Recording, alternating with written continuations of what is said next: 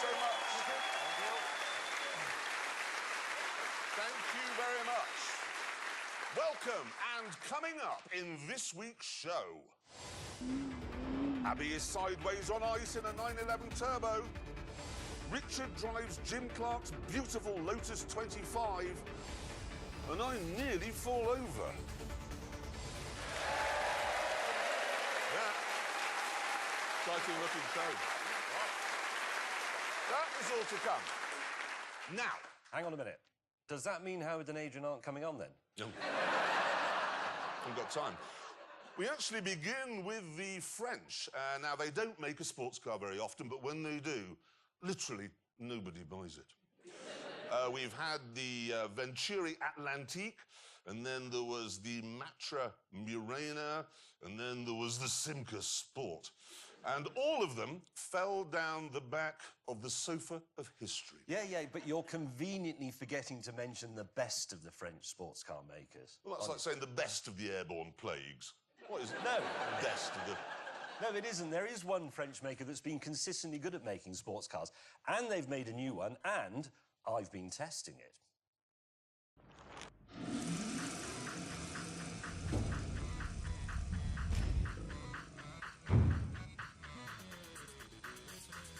It's called the A110, and it's made by Alpine, a French sports car firm who have a history of hitting the spot. The original A110, for example, won the World Rally Championship in 1973. And it's that car that gives the new one not only its name, but also its looks.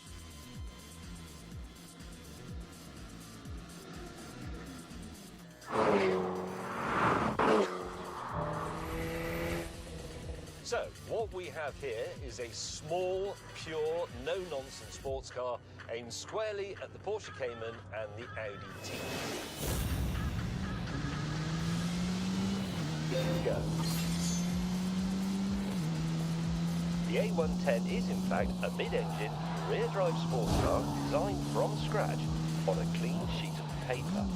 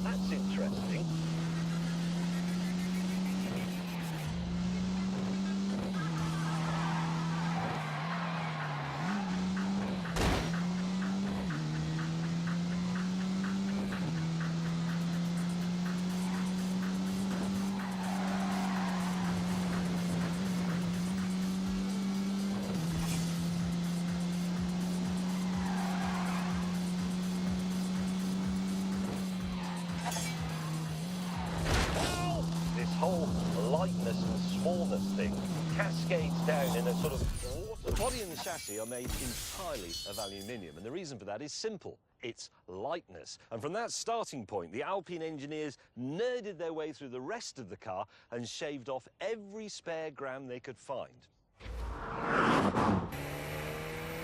So, thanks to Alpine's fanatical diet regime, this car is 300 kilos lighter than a Cayman or an Audi TT. And that has a profound effect.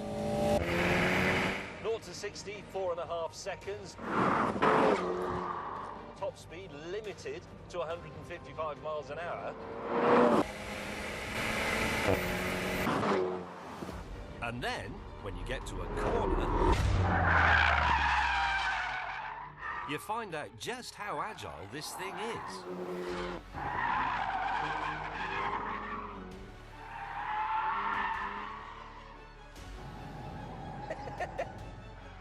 It's like driving a feather.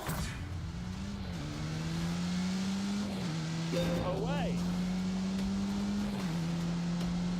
The seats are half the weight of the ones you'll find in any hot Renault. The handbrake is built into the main calipers, rather than being separate, saving another 2.5 kilos. Even the stereo is a bespoke, lightweight design. Right then, let's go. Oh no!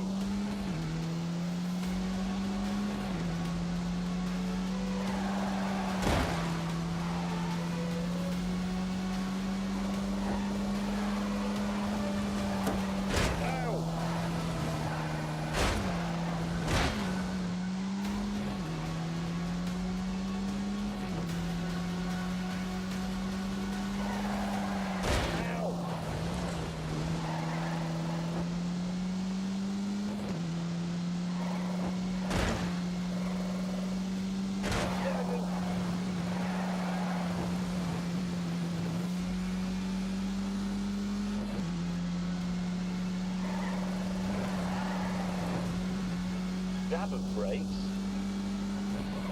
Go faster.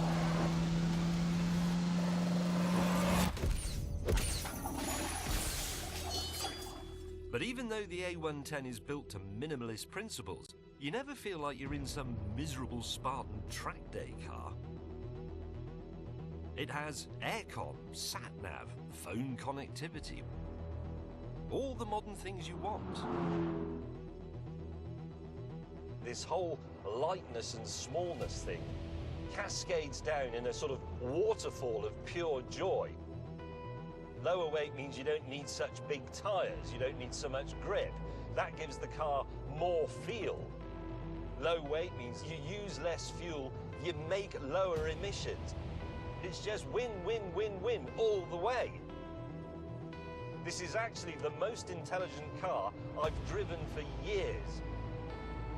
And I love it for that. I love it.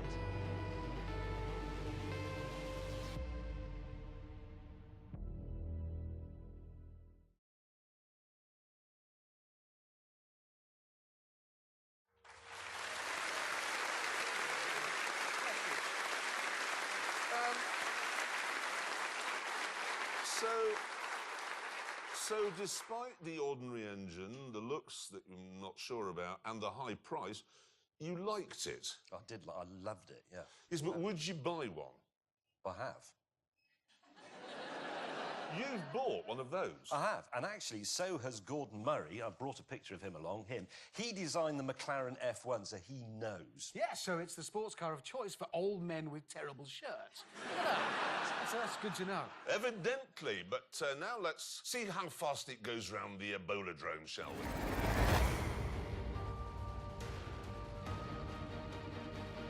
Good dog.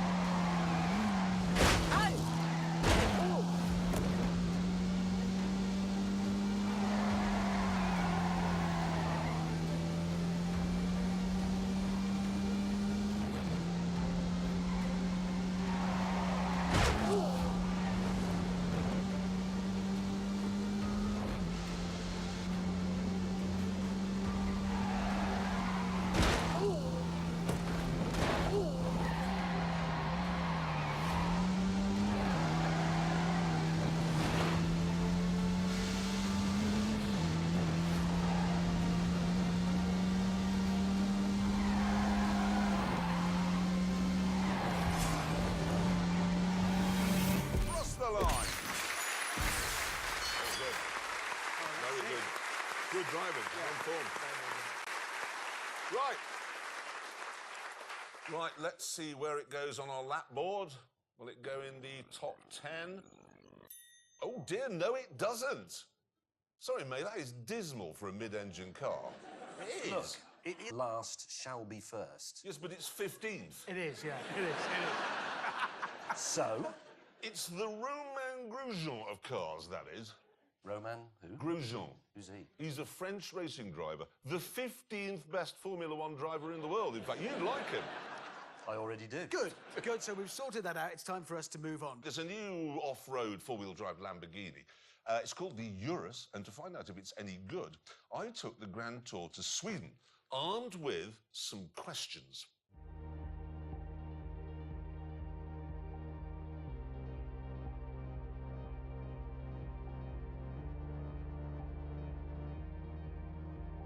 Here's my first big question. If you build a car to tackle terrain like this, can it still be a proper Lambo?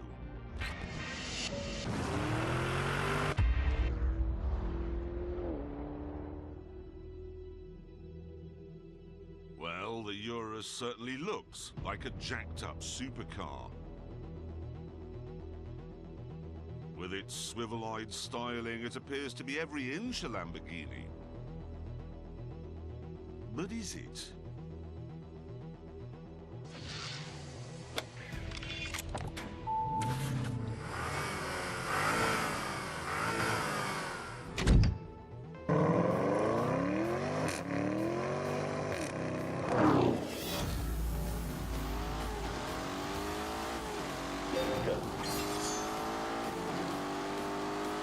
Turbochargers may be a little bit annoying on the road, but here they're giving them the low-down torque that I need to get up this hill.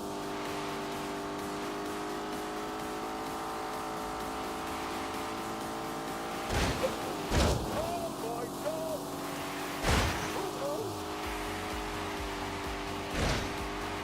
Right there, please.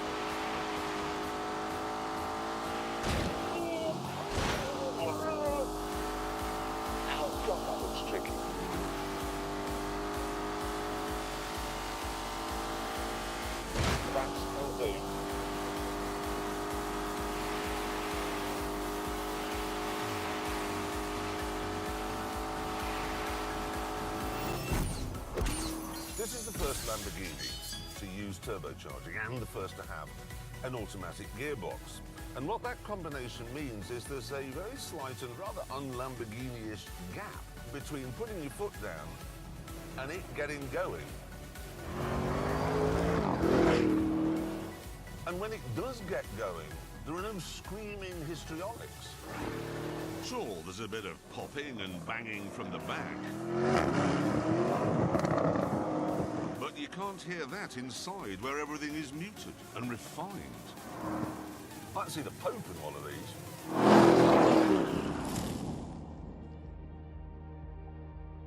So, it's quiet and a bit hesitant. And it has snazzy diffs and a clever traction control system. And the biggest carbon brakes ever fitted to a road car. So it's safe as well.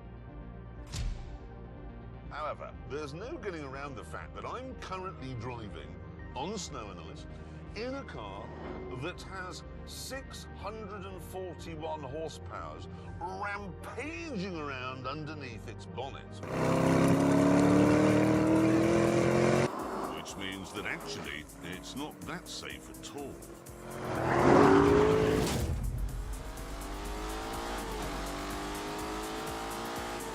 Go. There's no manual locking differentials. There's no low-range gearbox. All you can do is fire it up and then put the drive system into snow mode. Oh, good.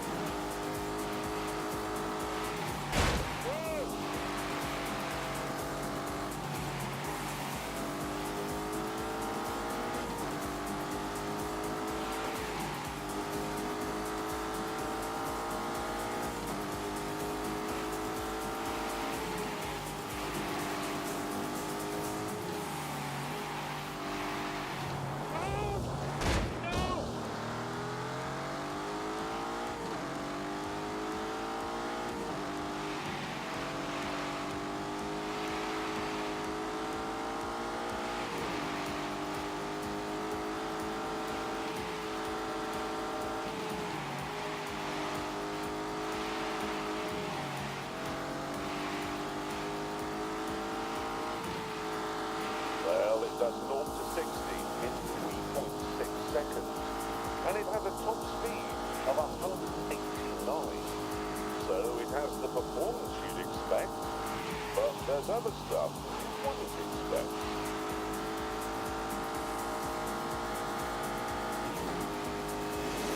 This car then, it sits right at the moment where excitement stops and terror begins.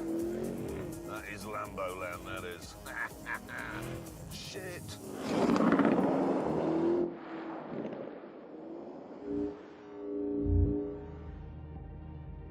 So, the Urus looks and feels like a Lamborghini. It's also practical. The boot is massive. And inside, there's space for 5 6-footers. It's a nice place to be as well. And all that's great. Which leaves us with one more thing to answer. Is it a good laugh? What we've done is use a snowplow to create a racetrack on this frozen lake.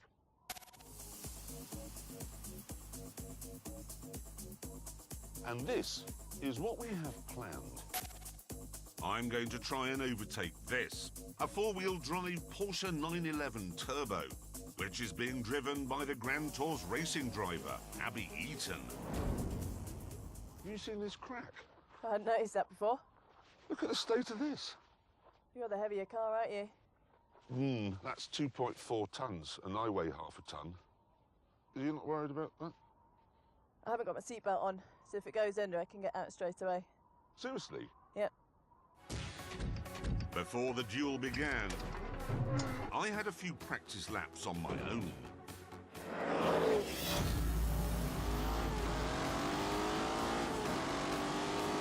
Go.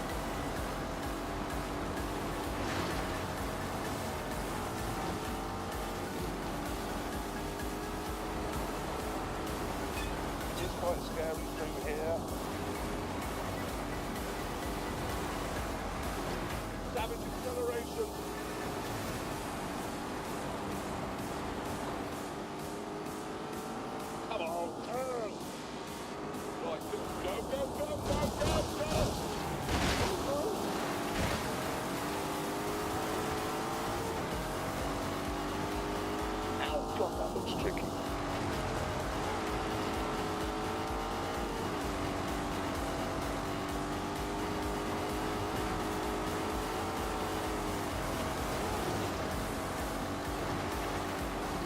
Now we go on to the really fast bit. That is weird. It may not be able to get as far up a ski slope as a Range Rover, but for doing this, it's better.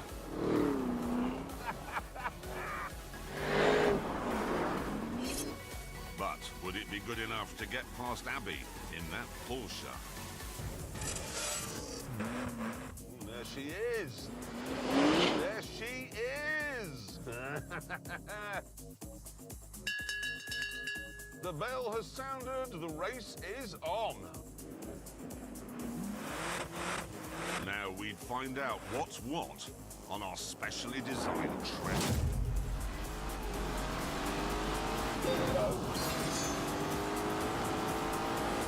To make this car, Lambo's engineers had a good rummage in Volkswagen's hard scope. So the engine, a 4-litre V8, is from Urus. The rear axle and air suspension is from a Bentley Bentayga. The platform on which it sits and a lot of the dashboard is from Audi S7. So does that mean this isn't really a Lamborghini at all? End up speeding. Oh, my Urus, it's a bit twitchy. Something to say to your doctor.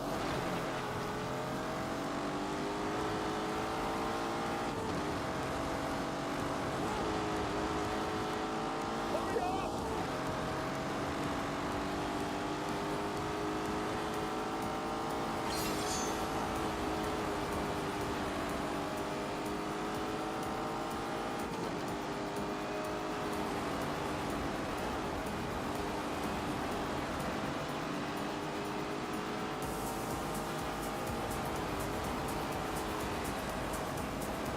Right, onto the straight. Drive carefully. Come on! Come on! Fast! Yes. Come on, you can have her! Come on!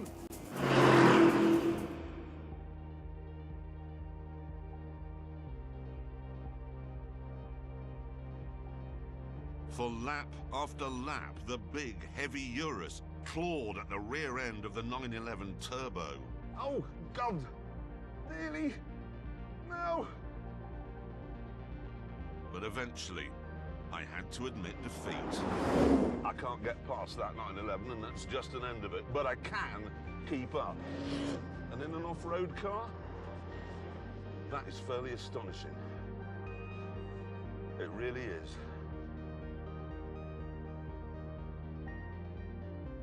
Certainly, I can believe Lamborghini's claim that this is the fastest off-road car in the world.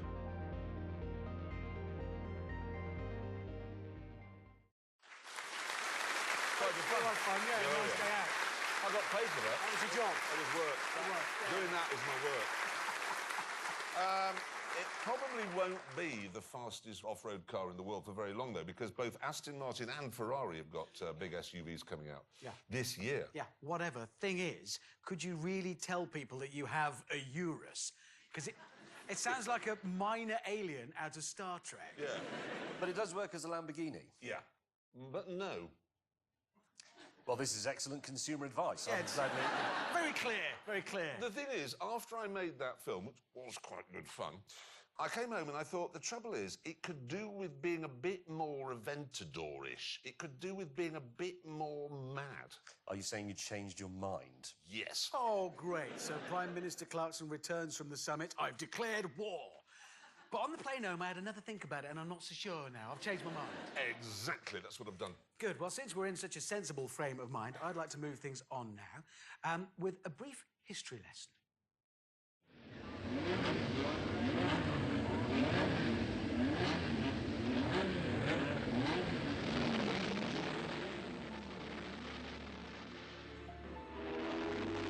On April the 7th, 1968, a racing driver was killed in a Formula 2 race in Hockenheim, Germany. Sadly, the driver's death was not a surprising occurrence, because such was the danger of the sport back then. He was one of 127 racing drivers who would die at the wheel that year alone.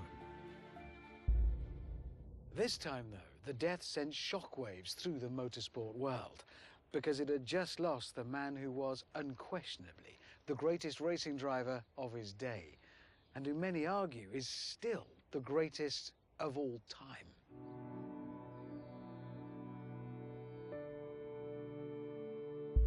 Jim Clark has died in an accident during a Formula 2 race in West Germany. It was a terrible shock to everybody. It really knocked us all back. If there was anybody who was not going to have a fatal accident, it was Jim Clark, because he drove in such a way that he just didn't do the mistakes that other drivers did. In California, a radio station broadcaster announcing the news of Clark's death asked his listeners to turn on their headlights as a mark of respect. And the freeways lit up. Such a huge global fuss would not have sat easily with Clark, because this shy, modest man, the son of a Scottish sheep farmer, was never one to trumpet his own skills. I started as an amateur with no idea or no intention of becoming world champion, but I was curious to find out what it was like to drive a car fast, to drive on a certain circuit, to drive a certain type of car. Having cut his teeth in sports car racing in the late 50s, Clark's speed and talent was spotted by Lotus boss Colin Chapman, who signed him for his Formula 1 team in 1960. Clark soon set the motorsport world alight, especially in this car, the Lotus 25,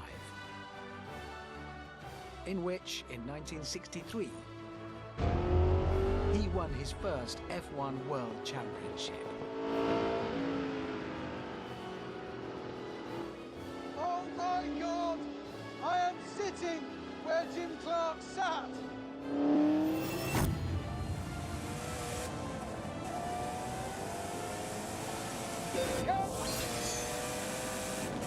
Oh, I'm slightly alarmed.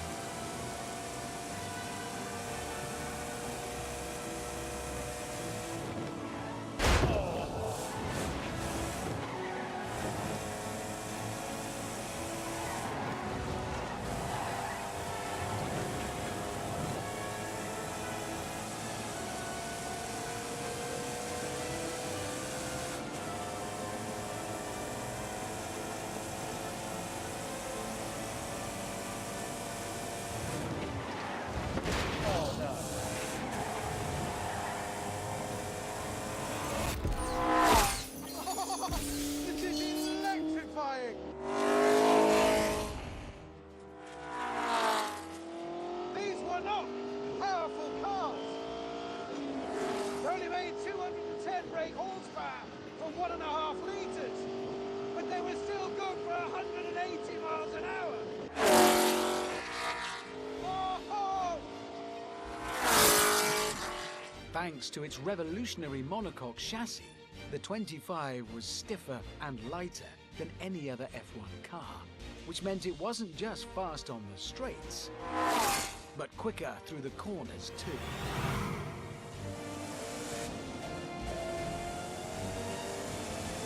Go!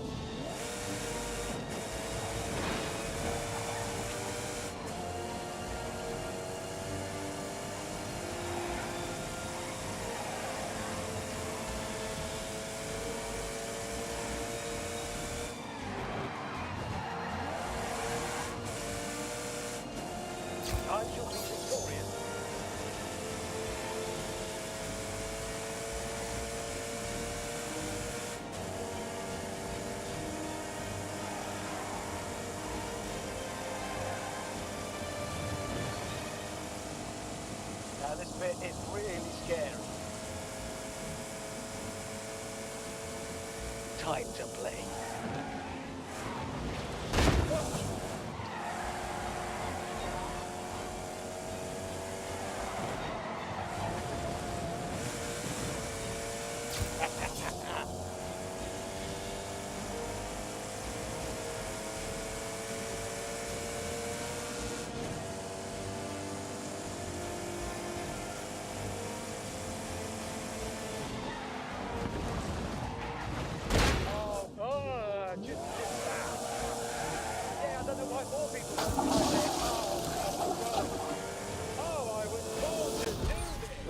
And in the 1963 season, Clark used it to win a record 7 out of the 10 Grand Prix.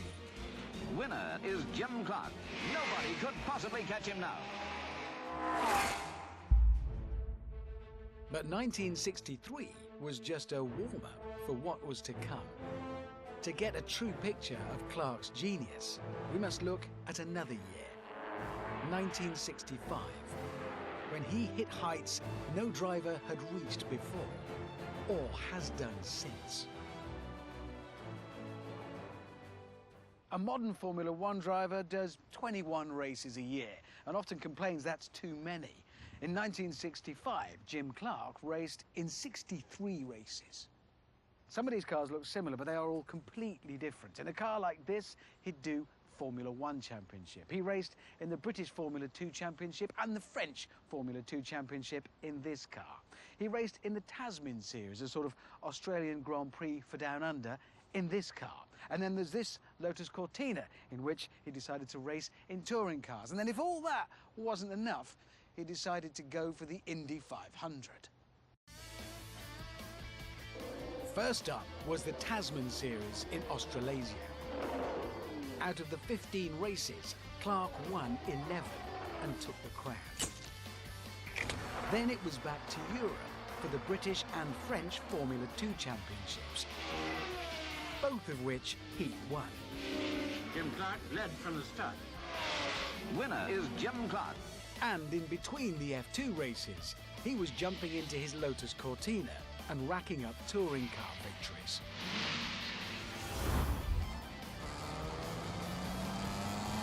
Go, go, go!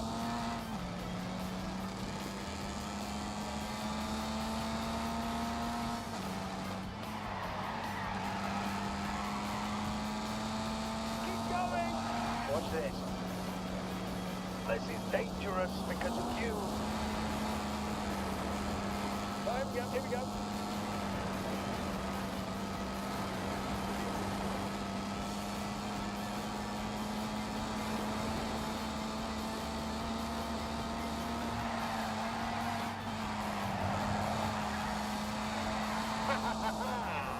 Come on, come on, come on.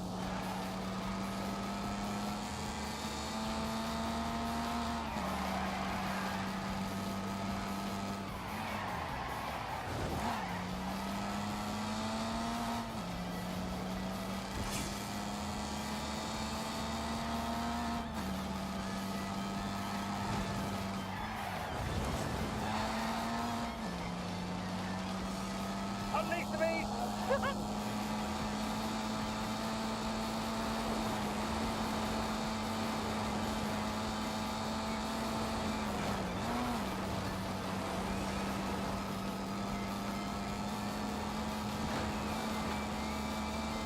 Try it now.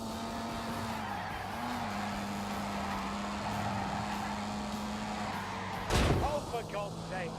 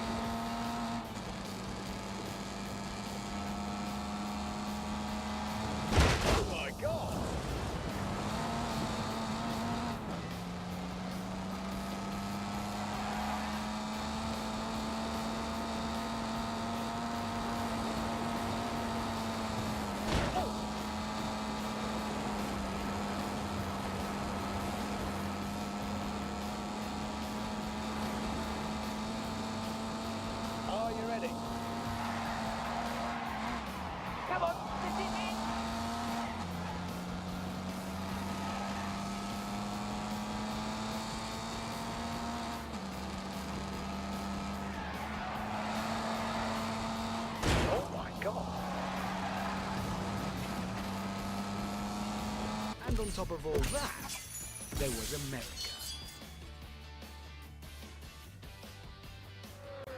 The Indianapolis 500 has been called the greatest spectacle in racing. America's most prestigious race would be a tough challenge. Oval racing at higher average speeds than he was used to against seasoned Indy veterans. For the Indy 500, Clark raced a specially developed Lotus producing just shy of 500 horsepower. However, although he already had a Formula One world title to his name, the Scotsman's CV cut no ice with the sniffy Indy officials, who made the upstart from across the pond take a rookie driving test before he could go.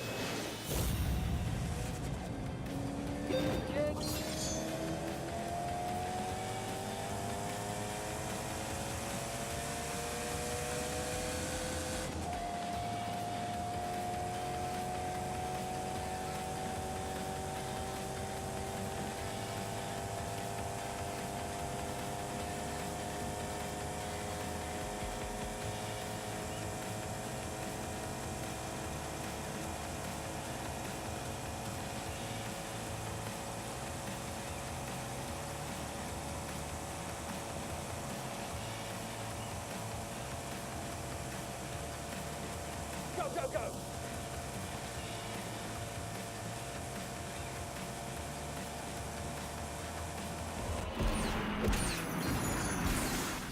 Come Indy weekend, the upstart from across the pond qualified on the front row.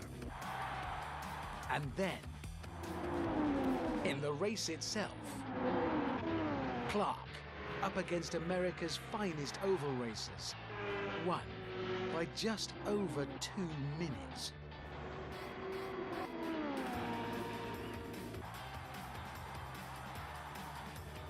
Jim Clark, first European to win at Indianapolis since 1916, set a new record of 150.686 miles per hour.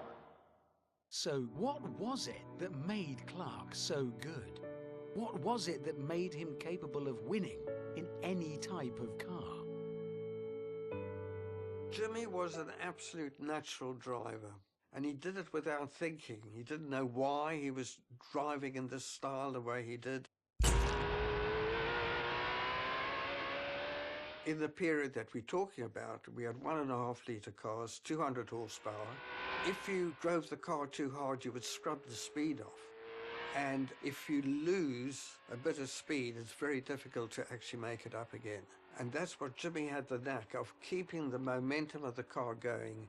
I don't think that any of the modern drivers could have driven the car anywhere near as quickly as Jimmy did, because he was just so precise.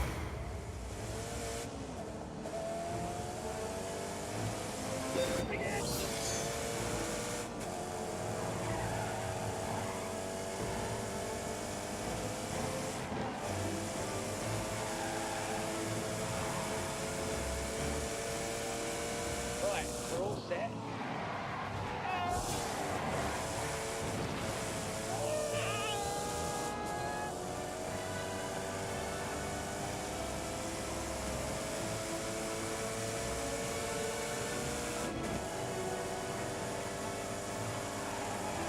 Come on, come on, come on.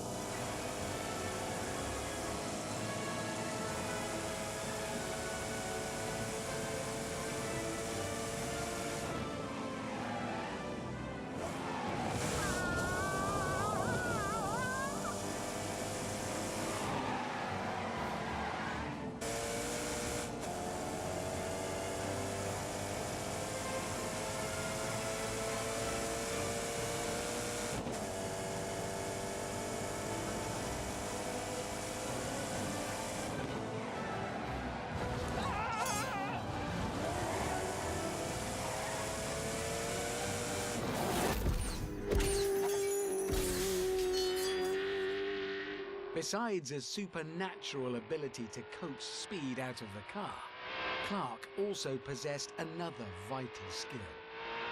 A lot of very good racing drivers died in Lotuses because the Lotus was a very fragile car. But Jim Clark was so smooth that he never put too much stress on the areas of a car that would give up. But don't think for a minute that Clark was one of those drivers that could only win in a perfect car. One year at Spa, for example, he was leading the race when his gearbox started to let go. Did he give up? Nope. Instead, he drove the rest of the race, and we're talking 160 miles an hour in the wet, with one hand on the steering wheel and the other holding the gear lever in place.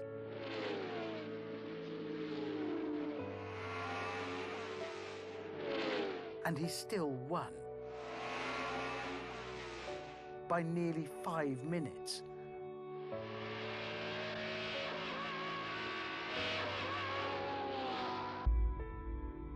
So let's just sum up Clark's season of 1965. Of the 63 races he contested, he won a staggering 31 of them and was on the podium a further 8 times. He was now seen as the greatest racing driver of all time, in demand the world over. Yet this shy Scotsman chose to mark the year's achievements with a modest celebration at his hometown back in Scotland.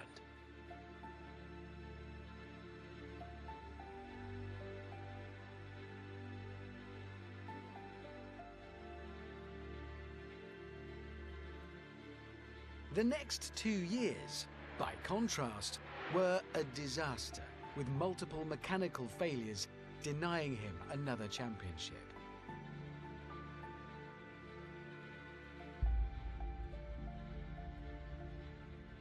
However, in 1968, driving the Lotus 49, another game-changer from Colin Chapman, Clark took the first win of the year in South Africa and looked set for another dominant season.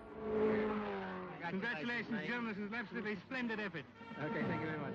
And then, on the weekend of April the 7th, Clark had a choice of 2 races he could compete in. One at Brands Hatch, the other a Formula 2 race at Hockenheim. Fatefully, he entered the German race.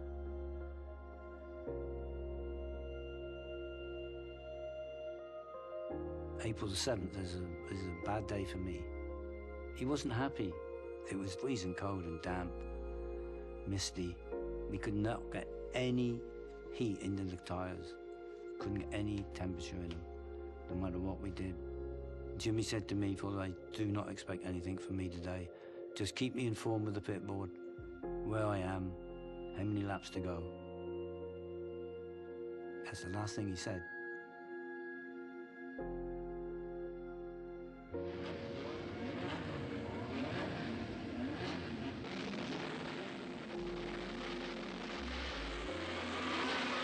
On lap 5, Clark's car suddenly speared off the track at 170 miles an hour. When he died, he was just 32. But in his short career, he had racked up some truly incredible achievements. In Formula 1, he won 25 of his 73 races, which in percentage terms puts him way ahead of Hamilton, Vettel and even Schumacher. In pole positions, he had 33, which again in percentage terms makes him second best of all time, just behind Fangio.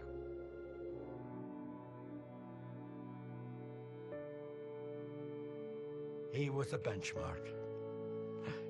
That was it.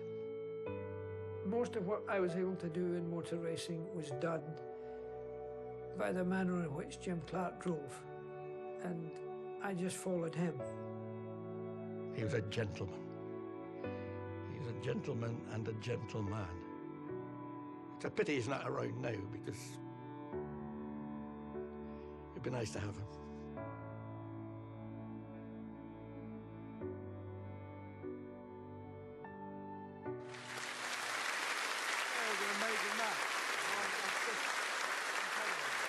All of that's amazing.